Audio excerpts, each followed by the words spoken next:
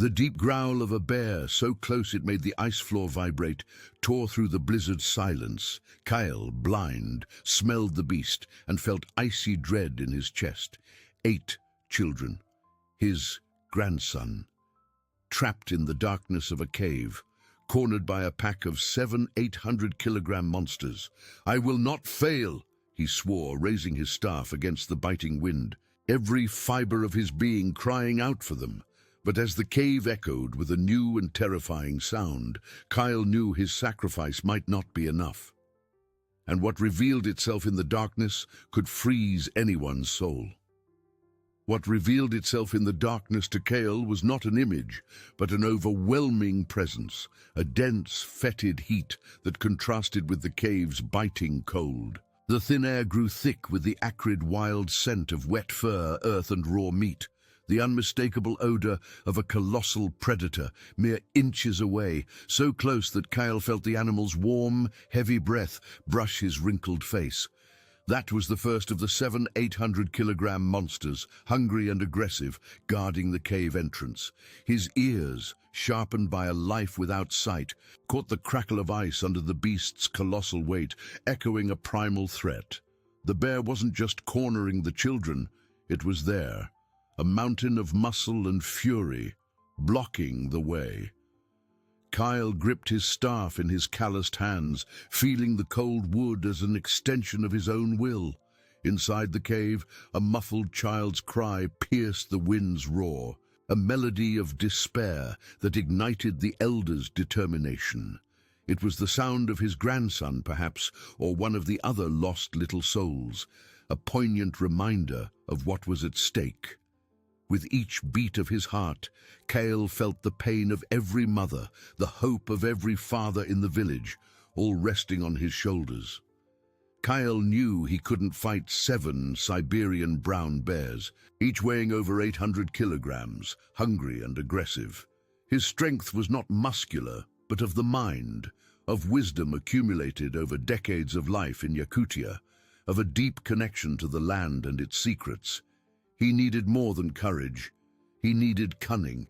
The first bear tested him, sniffing, assessing the threat. Kyle remained motionless, his staff raised not as a weapon, but as a sensor, mapping the space before him. He felt the vibration of the ice, the direction of the wind carrying the beast's scent, and the echo of the bear's own growls bouncing off the cave walls, revealing its imposing form and size. The 70-dig cold bit at his clothes, but the flame of his purpose was stronger than the frost. The bear let out a louder growl, a warning that made the cave tremble. Kyle could almost feel the animal's moist snout on his skin. He moved his staff slowly, touching the ice floor. There was a fissure there, a thin line he had felt before, now deeper, more unstable under the bear's weight. An idea, fragile as a spiderweb in winter, began to form in his mind. He needed to use the environment, the treacherous, dangerous, and relentless nature of the ice cave itself, against the predators. Ancestral wisdom whispered in his ears, reminding him that brute force was not always the answer. He took a deep breath, the icy air burning his lungs, bringing the necessary clarity. The children depended on him. The village, with its dwindling hope, depended on him. His heart beat with the force of a shamanic drum, not from fear but from ancestral urgency, an unconditional love that defied death and life. He could not hesitate. With a deliberate movement, Kyle stepped forward, not towards the bear, but to the side, to a small elevation on the ice floor he had noticed with his staff. His intention was not to attack, but to reposition himself, to gain an advantage, however minimal. The bear reacted, a heavy and swift movement, but Kyle was already there, feeling the ice give way slightly under his feet. He needed time, an instant, to manipulate the fury of that mountain of fur, claws, and ferocity. The fate of the little ones was in his hands, and Kyle knew that every beat of his heart was a vow that he would not abandon them to the darkness. Kyle felt the ice creak under his feet as he moved, a sound almost inaudible to common ears, but to him a clear warning of the treacherous terrain's fragility. The bear, a colossus of fur and muscle, let out an irritated snort, its warm, damp breath hitting Kyle like a gust of steam. The beast was confused, for the blind man acted neither as prey nor as predator.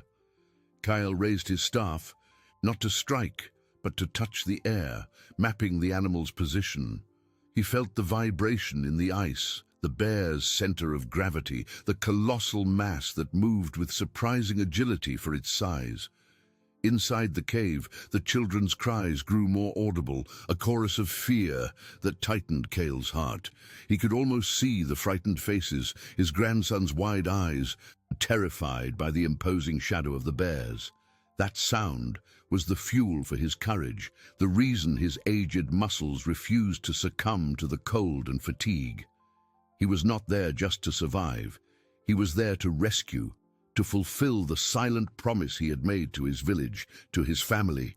Human connection, unconditional love, was his true guide. Cale knew the first bear was just the tip of the iceberg. The other 6 were nearby, their growls distant but present, echoing in the vast, icy expanse. He needed to scare the leader, the closest one, so the others would follow suit.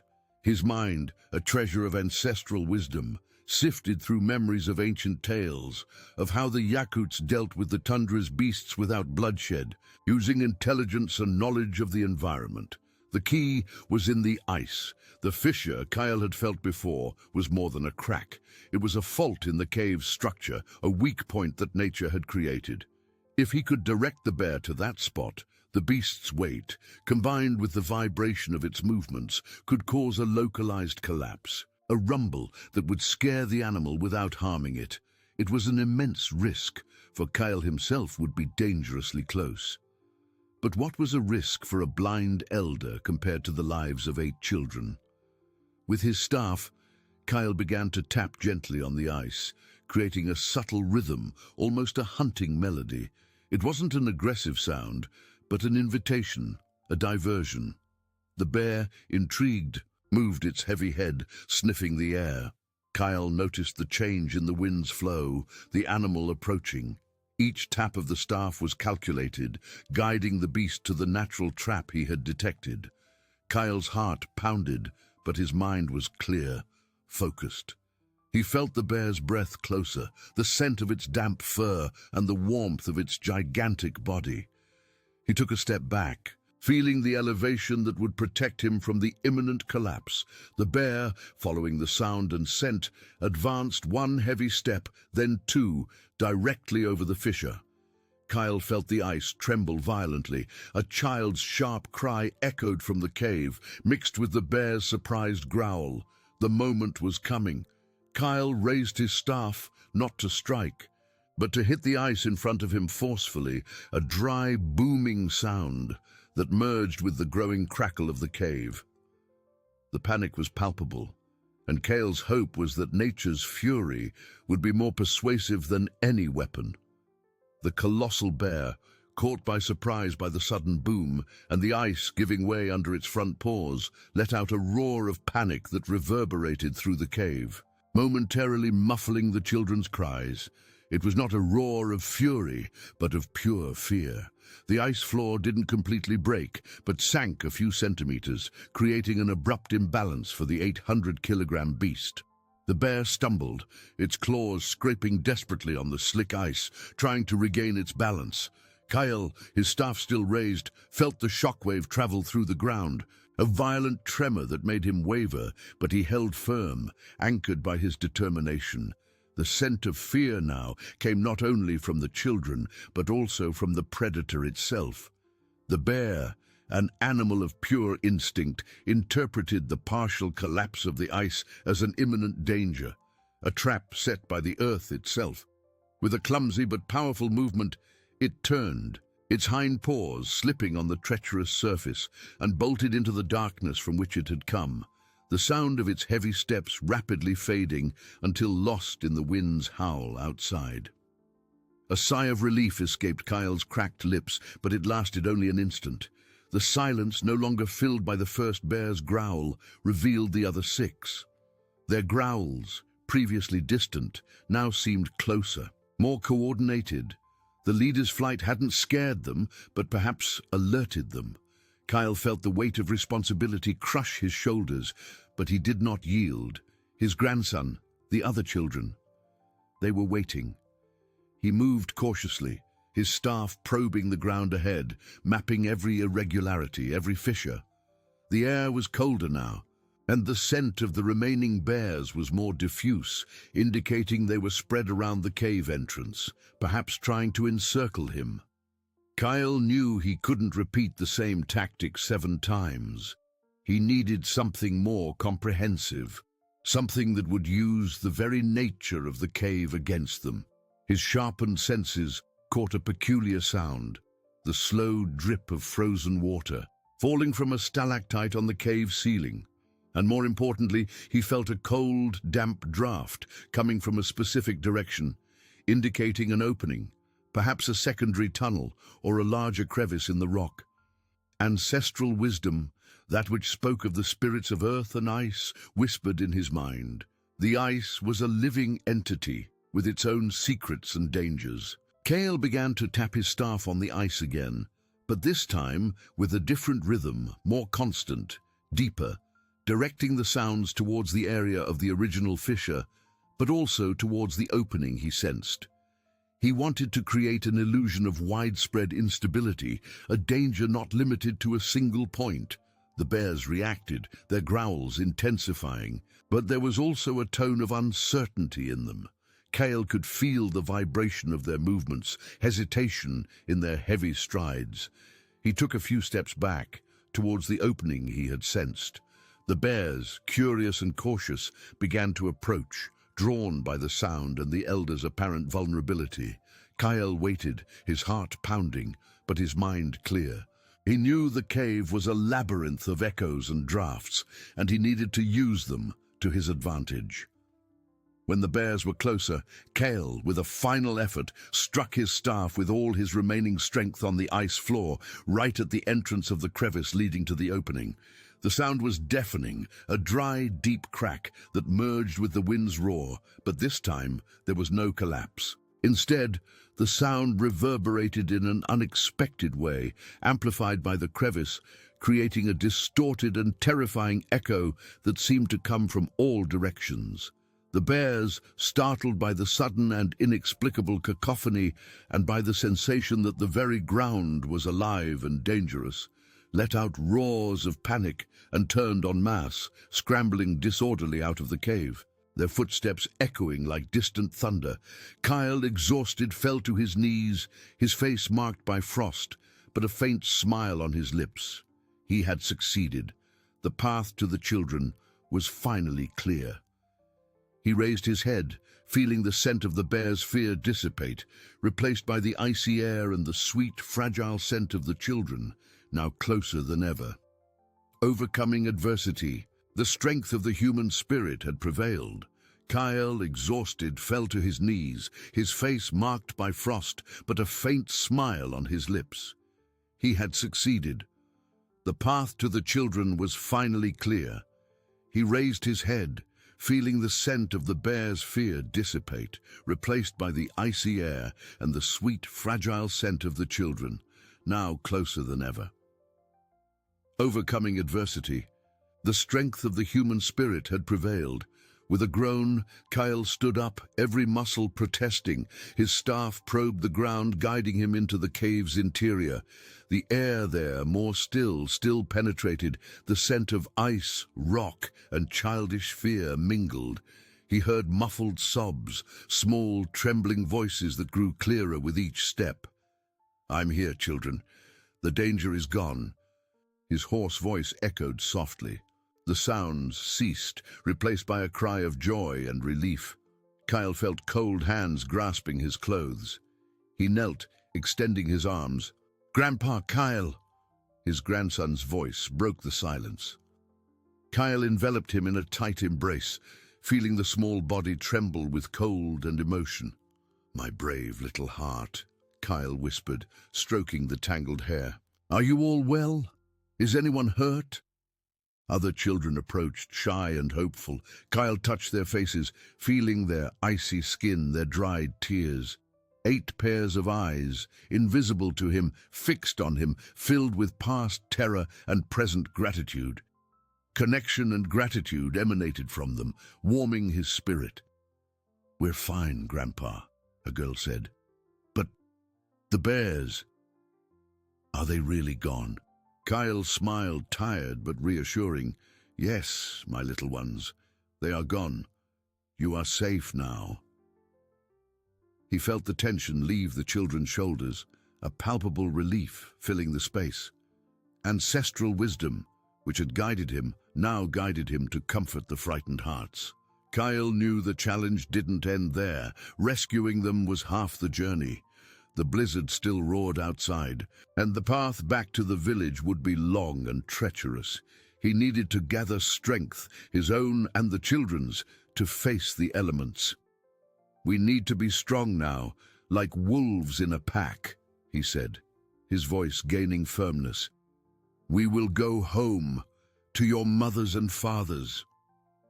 He felt the children's hesitation, the fear of leaving the shelter for the white hell, but he also felt the trust they placed in him. Kyle was the bridge between terror and safety, hope amidst despair. He took his grandson's hand. "Together, we will overcome this," he promised. With Kyle's help, the children moved towards the cave entrance. The icy wind hit them. They flinched, but Kyle urged them on with encouragement and firmness. He organized them in a line, older ones at the front and back, smaller ones in the middle, all holding on to each other's clothes, forming a human chain.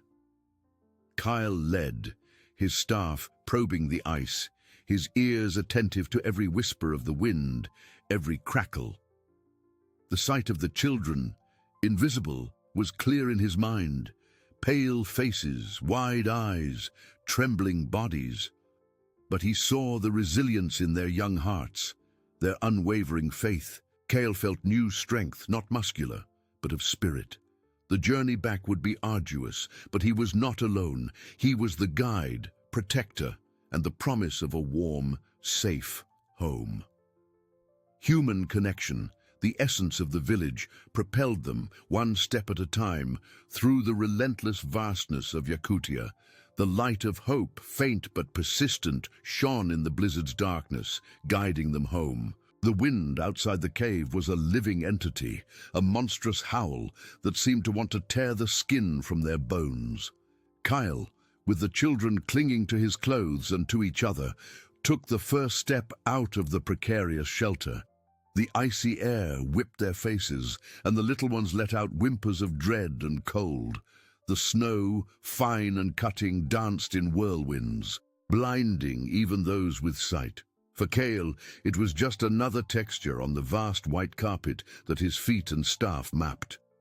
He felt the children's fear through their grip on his clothes, a fear he needed to transform into courage.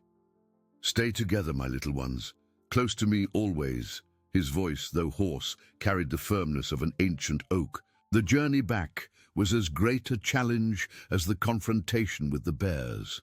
The blizzard, with temperatures that seemed to have plummeted even further, made every meter a battle. Kyle, in front, used his staff as his eyes, feeling the hidden fissures in the ice, the treacherous elevations of accumulated snow, and the firmer spots to step. His ears, previously focused on the beast's growls, now concentrated on the wind's whispers, seeking patterns, directions, any hint of a path.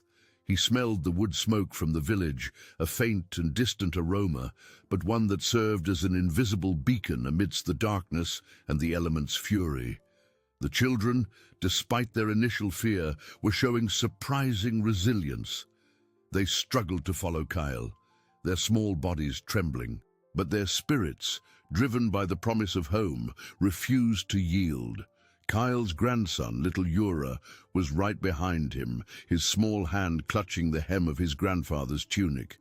Kyle felt the boy's panting breath, the rhythm of his steps, and at every sign of fatigue he paused for an instant, embracing his grandson and the closest children, sharing his warmth and strength. "We're almost there, my brave ones. Think of the warm fire, the soup your mothers are preparing," he murmured, weaving small stories of hope to keep them moving.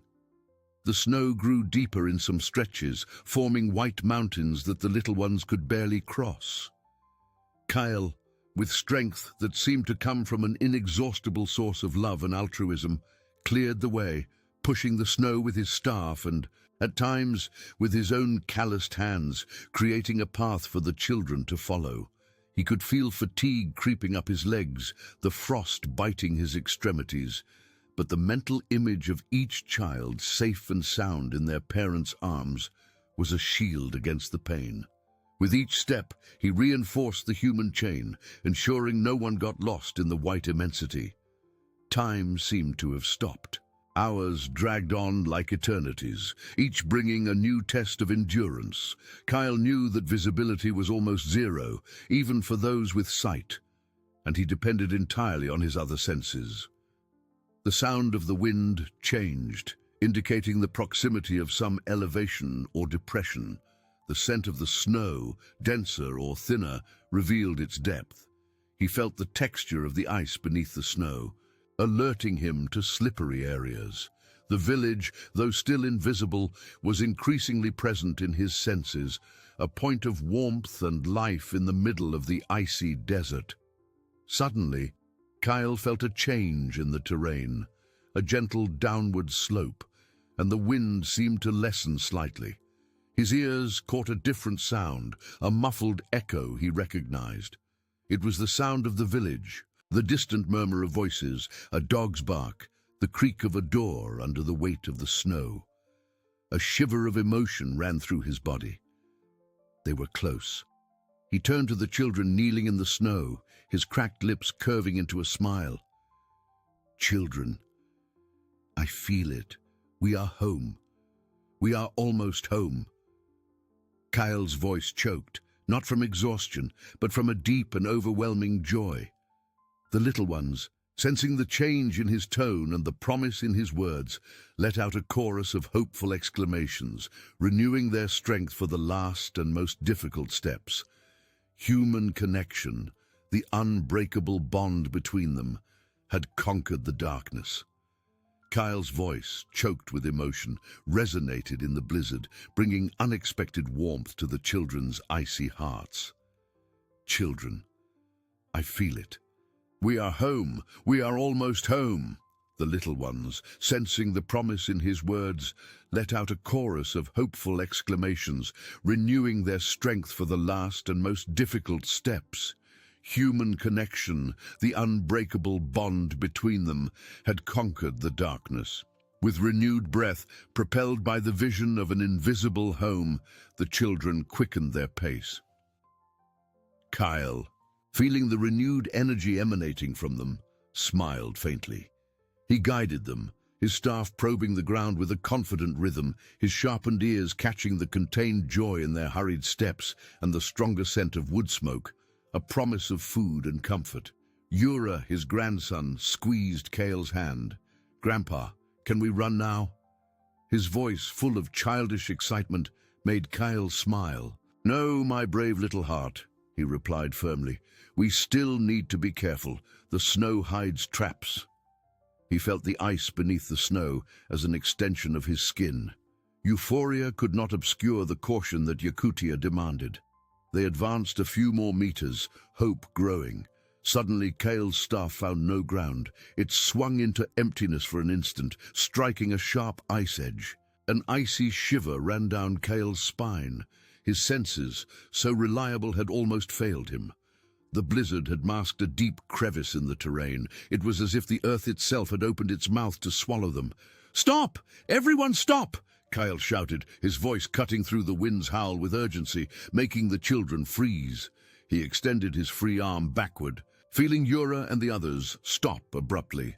Panic, which seemed to have been driven away, threatened to return. Kyle probed with his staff, feeling the crevice's depth. It was a narrow but deep abyss, with irregular and slippery edges, hidden beneath a thin layer of snow. One false step there, and anyone could disappear into the icy darkness. The village was so close, but this unexpected obstacle was a cruel reminder of Yakutia's relentless nature. "What is it, Grandpa?"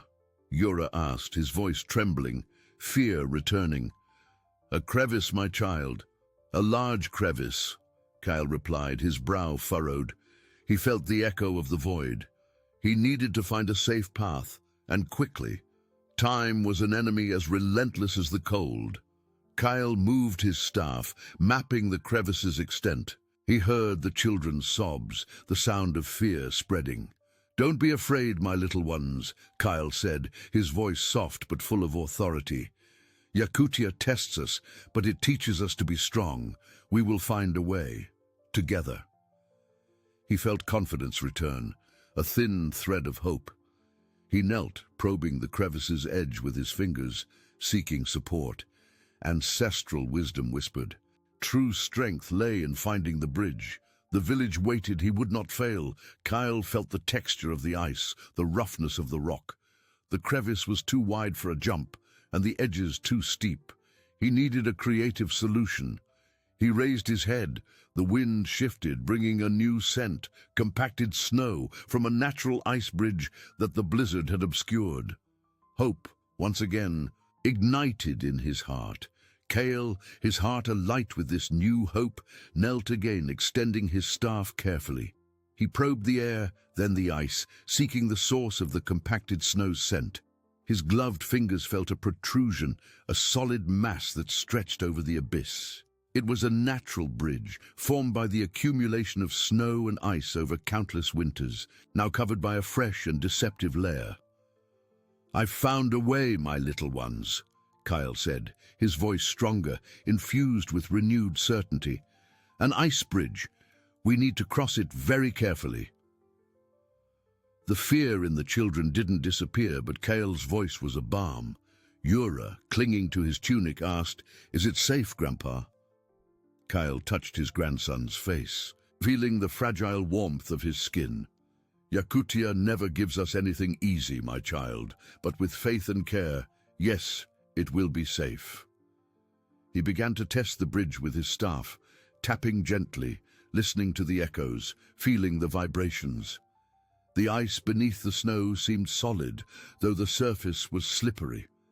He felt the wind change direction, indicating the proximity of the other side. "One by one, my brave ones," Kyle instructed, his voice calm and firm. "Hold on to each other as before. I will go first, and you will follow my exact steps. No rush, no fear, just one step at a time." He turned, feeling the human chain form again behind him. Yura was right on his heels, and Kale could feel the boy's panting breath, the accelerated rhythm of his heart. Each child, a brave little soul, trusted him blindly. Kale took the first step onto the bridge, his staff ahead, probing the ice. The wind howled, trying to unbalance them, but Kale held firm, his posture unwavering. He felt every fissure, every irregularity of the ice, mapping the path in his mind. The children's small steps behind him were a constant rhythm of hope and vulnerability. He could hear their muffled sobs, but also the determination in their movements. Human connection was the invisible thread that held them together, stronger than any storm. With each meter, the bridge seemed to stretch for an eternity. Kyle felt the frost biting his cheeks, the cold penetrating his clothes, but his mind was focused, his will unbreakable. He was the shield, the guide, the promise of a tomorrow. Finally, Kyle's staff found solid ground again. He felt the change in texture under his feet, the solidity of snow accumulated on rocky ground. "We've made it, my little ones. We're on the other side." His voice, choked, carried the weight of the entire journey. A chorus of exclamations and sighs of relief echoed behind him. The children, exhausted but safe, had crossed the abyss. Kyle knelt, feeling the small bodies cluster around him, embracing him with silent and profound gratitude. He hugged them back, feeling the fragile warmth of their lives, the sweet and unmistakable scent of childhood. "Now, truly, we are almost home," he whispered, his voice choked. The scent of wood smoke from the village was stronger now, and Kale could feel the ground's vibration, the distant echo of voices, the barking of dogs. They were just a few steps away. "Come on, my brave ones. Home awaits us." He stood up, his staff once again ahead, guiding them through the last meters. The snow didn't seem so deep, the wind not so cruel. The light of hope, which had once been a flickering flame, now shone with renewed intensity. The children, with Kale's vision as their beacon, followed him. And then, through the white curtain of the blizzard, the first glimpse appeared for the little ones, the dark silhouettes of the huts, the flickering lights of the windows, the reddish glow of fire. A cry of pure, unhindered joy erupted from the children, a sound Kyle would never forget. It was the melody of life, of overcoming adversity, of human connection. Kale felt the warmth of the fire, the smell of food, the presence of the entire village. They were home. He had fulfilled his promise. The doors of the huts opened, and hurried figures emerged into the snow, their cries of relief and joy mingling with the wind's howl. Kyle felt strong arms embrace him, loving hands take the children. His grandson, Ura, was lifted into someone's arms, and Kale heard a mother's cry, not of sadness, but of overwhelming happiness. He was exhausted, but his heart was full. True vision was there, in the love, in the gratitude, in the resilience of his people. The village had been saved, the children were back, the light of hope had conquered the darkness once again. The embrace Kyle received was strong and enveloping. The arms of an adult man, perhaps the father of one of the rescued children, or one of the village's more robust elders. The scent of human skin, of sweat and wood smoke, was a comforting balm after the icy air and the persistent smell of fear that had accompanied him for so many hours. Kyle felt himself carefully lifted, carried into the nearest hut, where the warmth of the crackling fire enveloped him like a maternal embrace. The monstrous howl of the wind outside diminished to a distant whisper, replaced by the murmur of relieved voices, by the sobs of mothers and fathers who could finally hold their children, pressing them against their chests with a force that seemed to want to make up for lost time. He was gently placed on a bench covered with soft furs, close to the fireplace, where the flames danced, casting warm shadows. His hands, previously calloused and stiff from the ice and the constant search for support with his staff, now trembled slightly, not from cold, but from deep exhaustion and overwhelming emotion. He felt a warm bowl placed in his hands, the comforting scent of meat broth and wild herbs filling his nostrils, promising nourishment and life. A woman whose voice he instantly recognized as Ilara's, his grandson Ura's mother, knelt beside him, her presence a mixture of reverence and relieved despair. "Grandpa Kale," she whispered, her voice choked with tears and a gratitude that seemed endless. "You brought them back, all of them. How can we thank you for such kindness and courage?" Kyle merely nodded, his cracked lips curving into a faint smile, unable to speak, his throat tight with emotion and the weariness that weighed on every fiber of his being. He felt a soft, small hand touch his arm, a familiar and cherished touch. It was Ura. "Grandpa," the boy said, his voice still a little shaky from the adventure, but full of pure and unwavering adoration. "You are the bravest of all. You saved us from the giant bears." Kale raised his hand and caressed his grandson's face, feeling the boy's warm tears wet his icy fingers. That touch, that voice full of life, was his true and most precious reward. Around them, the hut was filled with movement and human warmth. The children, now safe and visibly exhausted, were being stripped of their damp clothes and wrapped in warm blankets, while parents examined them with eyes full of love and concern. Hugs were tight, Kisses on tangled hair were constant, and every small finger, every pale face was checked and revered, as if they couldn't believe their little ones were truly there, alive and relatively unharmed. Relief was a mantle that covered everyone, dispelling the shadow of despair that had hung over the village like a dark cloud for days. Kyle felt the warmth spread through his body, the hot broth going down his throat, bringing new life and strength. He could hear the other elders approaching, their grave voices expressing admiration and deep respect. "Kyle, your spirit is stronger than the oldest ice," one of them said, his heavy, firm hand on the blind man's shoulder. "You reminded us what it means to be a true Yakut. True strength is not in the eyes that see the world's surface, but in the heart that feels the depth of life and the needs of others." The entire village seemed to have gathered in the hut, or at least a large part of it, eager to witness the return of the lost and honor their savior. Kale could feel the presence of dozens of people, the warmth of their bodies, the scent of their fur clothes, and the collective energy of a united community. He was the center of attention, but not in a way that flattered him. It was a recognition of the miracle he had performed, a testament to human resilience against nature's relentless forces. He closed his eyes for an instant, feeling the weight of the journey slowly dissipate, like snow melting in the sun. The image of the terrified children in the cave, the bear's menacing howl, the treacherous crevice in the ice, all mingled into a distant haze of memories. What remained was the feeling of duty fulfilled, of unconditional love, and of a profound peace. The darkness of his blindness had never been so luminous. He had seen with his heart, and that was more than any pair of eyes could offer. Ilara helped him drink the rest of the broth, her movements delicate and full of reverence, as if she were caring for an ancestral spirit. She and Yura remained by his side, a silent bond of gratitude and affection that spoke louder than any words.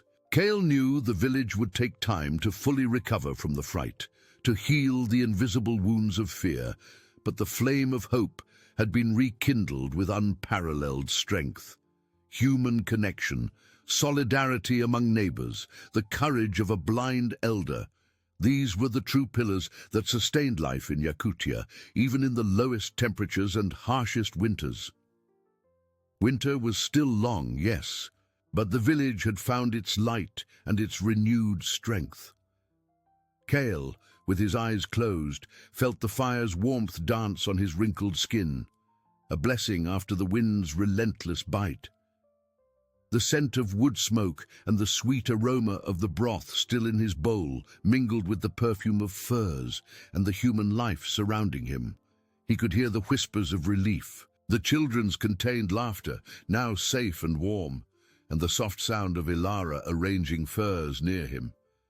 Yura, the little one, had fallen asleep in his lap for an instant, the weight of his fragile body an anchor of love and purpose. Kyle felt his heart overflow. The other elders, those who had doubted his ability, now approached with palpable respect. One of them, old Boris, whose voice was like the creak of ancient ice, sat beside him. "Kyle," he said, his voice softer than usual, "forgive us for our lack of faith. Your vision, though not with your eyes, is far deeper than ours. You showed us that hope never freezes, even in the harshest winter." Kyle merely nodded, a gentle smile on his lips. There was no room for resentment, only for the unity that the ordeal had forged. Ilara, after settling Yura in a makeshift bed, returned to Kyle, bringing him a warm herbal tea. "Drink, Grandpa," she insisted, her voice laden with a tenderness Kyle rarely heard. "You need rest. Your journey went far beyond what any of us could imagine." He held the warm bowl, feeling the steam caress his face. That gesture, simple and full of care, was proof of the human connection he so valued. The children, one by one, came to him, some still sleepy, others with eyes shining with new admiration. They touched his hands, his clothes, as if to make sure he was real, that the nightmare had truly ended. Little Anya, the shyest of the group who barely spoke, approached and, with a hesitant gesture, placed a small polished stone in his hand. Kyle felt the smooth, cold surface of the stone, understanding the silent gift, a talisman of gratitude and courage.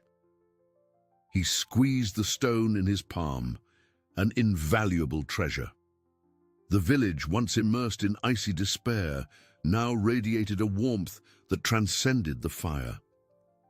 Kyle's story, the blind elder who defied the blizzard and the giant bears to save his little ones, would be told for generations, not just as a tale of bravery, but as a reminder of inner strength, ancestral wisdom, and the power of altruism. Kyle knew that his blindness, which at times made him feel like a burden, had become his greatest virtue, allowing him to see the world in a way that eyes could not. He thought of the journey, the wind's fury, the bear's growls, the treacherous crevice. Every obstacle had been a lesson, every danger an opportunity to reaffirm faith in life. Yakutia, with its brutal beauty and relentless cruelty, was also a teacher, imparting humility and interdependence.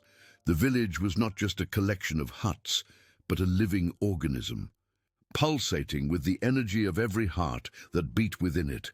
Kyle felt a profound gratitude, not for the admiration, but for the restoration of hope, for the reaffirmation of the bonds that united his people. He had been merely an instrument, a channel for the strength that resided in all of them. Winter would continue to test them, but now, with the light of overcoming adversity shining so intensely, they would be much stronger, more united. True vision lay in the ability to love, to care, to fight for the greater good. And that, Kyle knew, was a gift that no cold could extinguish. Kyle, with his eyes still closed, felt the fire's warmth dance on his wrinkled skin, a blessing after the wind's relentless bite. The scent of wood smoke and the sweet aroma of the broth still in his bowl mingled with the perfume of furs and the human life surrounding him.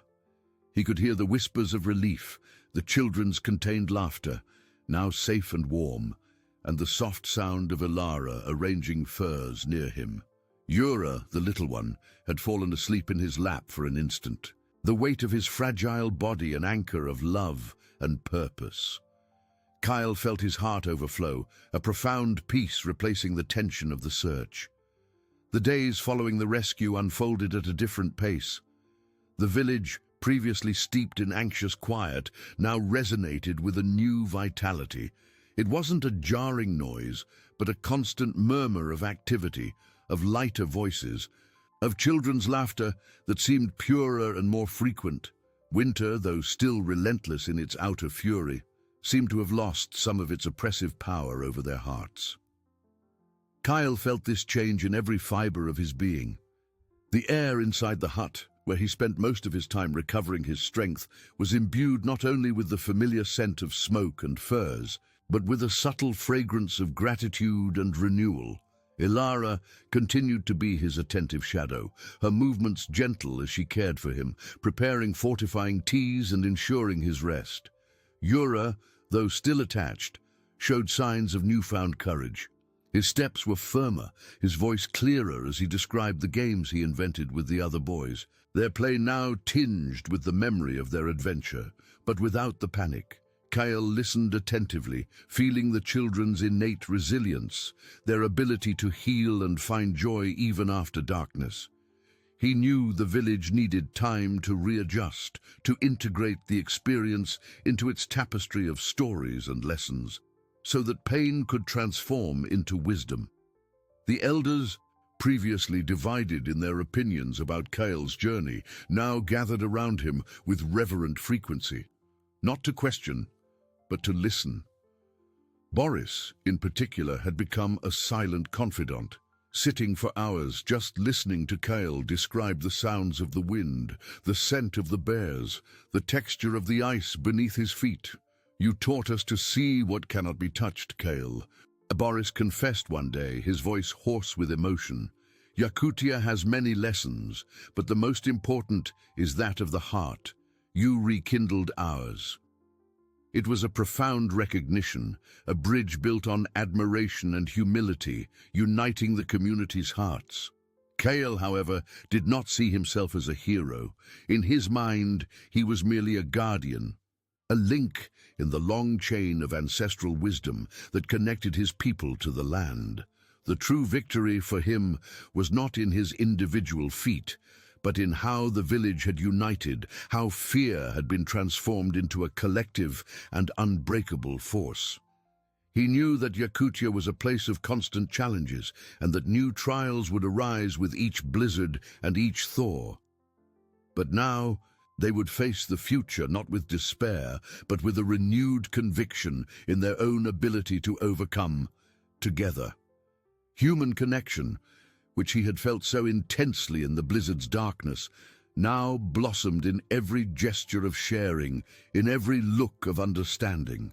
Mothers helped each other more, men worked with renewed purpose, and children played with a freedom not seen for a long time. The village had been reminded that even when hope seemed to freeze, the warmth of love and solidarity could melt the thickest ice and illuminate the darkest path. Winter was still long, but the light Kyle had brought back was a promise that spring would one day arrive, and with it the certainty that life always finds a way, guided by the true vision of the heart, which never fades. The light Kyle had brought back was not just a promise, it was a flame burning brightly in the village's heart. Days turned into weeks, and winter, with its sharp claws, continued to test the Yakut's resilience. However, something fundamental had changed. The quietude of resignation had been replaced by a hum of hope, a constant murmur of plans and cooperation. The huts, once isolated refugees against the cold, now seemed more connected, their inhabitants more inclined to share, to help, to smile. One night, when the full moon hung like a pale disk over the white vastness, Boris, the elder who had once doubted Kyle, called a meeting of the entire village in the large communal hut. The central fire crackled, casting dancing shadows on the wrinkled faces of the elders and the curious eyes of the children. Kyle sat in his place of honor, near the fire, with Yura nestled beside him, his grandson's small hand firmly in his. He felt the collective energy, the anticipation in the air, a mixture of solemnity and human warmth. Boris stood, his imposing figure silhouetted against the flickering light. His voice, which Kale knew so well, resonated with an unusual gravity. "People of Yakutia," he began, and the silence deepened. "We have endured a winter of trials. We saw despair in our children's eyes and nature's fury challenge us, but we also witnessed a miracle, an act of love and courage that rewrote what we thought we knew about vision and strength." He paused, and Kyle felt all eyes turn to him, though he could not see them. Kale, our elder, blind since birth, but with eyes that see the soul of the world, rescued us from the deepest darkness, Boris continued, and Kyle felt a lump in his throat. He showed us that true vision does not reside in the ability to see with one's eyes, but in the ability to feel with one's heart. He reminded us that we are stronger when united, that altruism is our shield and compassion, our light. Ilara, sitting slightly behind Kyle, took his free hand and squeezed it gently, a silent gesture of support. Yura raised his head and looked at his grandfather, his eyes shining with an admiration Kale could feel as a radiating warmth. Boris then gestured, and several men brought a large, polished, translucent ice stone to the center of the hut, which reflected the firelight in 1,000 glimmers. It was a rare stone, found only in the depths of the oldest caves. "From today," Boris declared, his voice firm, "this stone will be the heart of ice. It will be our permanent reminder of Kyle's journey, of the sacrifice he made, and of the truth he revealed to us. Every winter, we will gather around it, to tell the story, to reaffirm our bonds, and to remember that even when the ice threatens to consume us, the warmth of our hearts can melt it." A murmur of approval ran through the crowd, followed by a reverent silence. The children who had been rescued approached the stone, touching it with curious fingers, as if they could feel the story etched within it. Kale felt a wave of emotion that left him breathless. It was not just a tribute to him, but a promise for the village's future, a pact of solidarity and hope. He raised his head, feeling the warmth of the fire and the presence of his people. The darkness of his blindness seemed to have been filled with an inner light, a clarity that surpassed any physical sight. That was the true climax of his journey, not the confrontation with the bears, nor the crossing of the ice bridge, but the transformation of his community's heart. The village, united around the heart of ice, was ready to face any winter, any challenge, with the certainty that true strength resided in human connection and the vision that love could offer. The light of hope now was not just a distant promise, but a palpable reality, a beacon to guide their steps. The light of hope now was not just a distant promise, but a palpable reality, a beacon to guide their steps. The days that followed that memorable night brought a profound transformation to the village. It was not a noisy relief, but a quietude filled with renewed purpose and unity. Kyle, as his body recovered from the near-fatal exhaustion, felt an unprecedented inner peace. The burden of his blindness, which had oppressed him, had dissolved, replaced by the clarity of his true vision, to feel and guide with his heart. His hut became a sanctuary of wisdom. The elders, once divided, now gathered there frequently, seeking counsel not only for winter, but for the spirit. Boris, a frequent visitor, sat in silence, absorbing Kale's calm, sharing reflections on life and resilience. "Kale," he said, his voice grave and humble, "you taught us that the strength of a people is not in seeing the horizon, but in feeling the depth of each other." Kale merely nodded, a serene smile, knowing that true justice had been served by mutual understanding. The children, especially Yura, were the most vibrant manifestation of this new hope. The little one, who once clung to Kale with fear, now did so with pure admiration. He and the other rescued children came to the hut, bringing small treasures from the snow, and sat at Kale's feet, listening to his stories.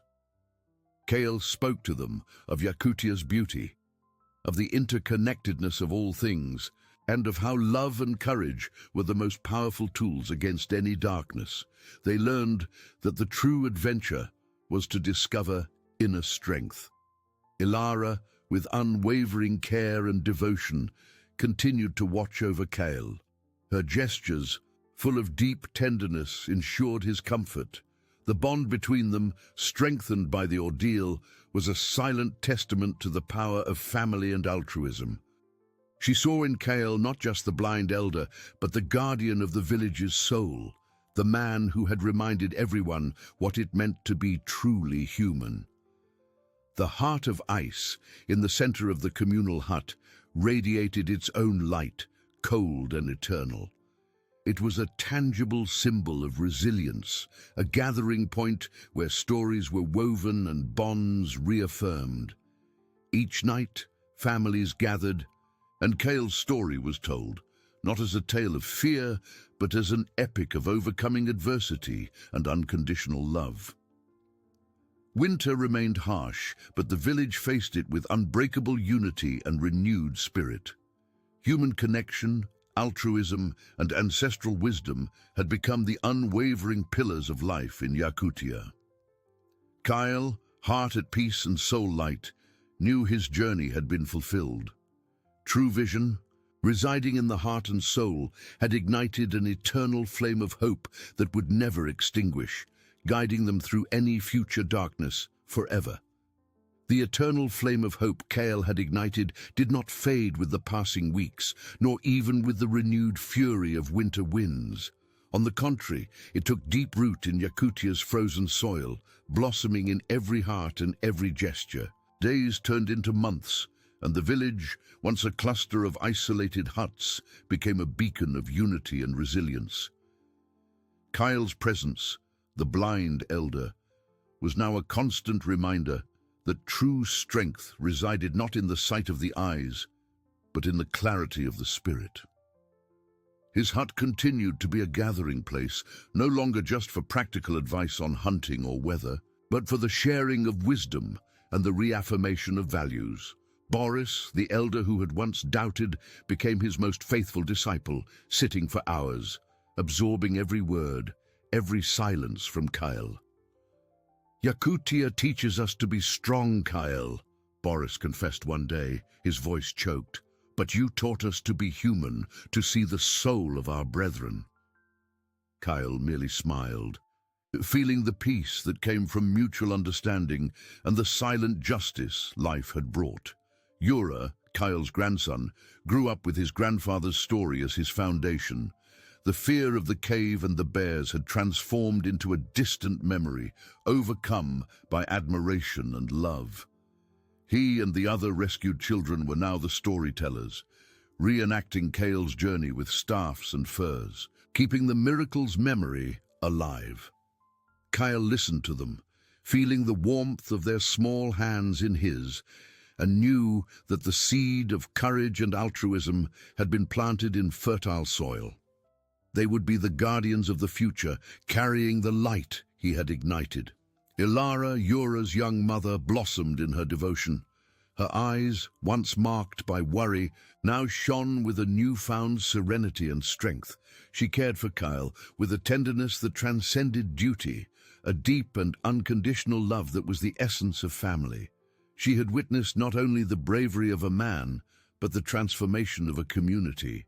And this had made her a stronger, wiser woman. The heart of ice, the translucent stone in the center of the communal hut, became the village's pulsating heart. Every winter, as Boris had promised, families gathered around it. Kyle's story was told and retold, not as a tale of terror, but as an epic of overcoming adversity, of unconditional love, and of unbreakable human connection. The children touched the stone, feeling the coldness of the ice and the warmth of the story it represented. Winter in Yakutia never ceased to be relentless, but the village now faced it with unwavering unity and a renewed spirit. The huts, once individual refuges, became links in a strong chain. The sharing of resources, mutual aid, smiles and hugs became more frequent, weaving a tapestry of solidarity that no blizzard could tear. Kyle, heart at peace and soul light, knew his journey had been fulfilled. True vision, that which resides in the heart and soul, had ignited an eternal flame of hope that would never extinguish.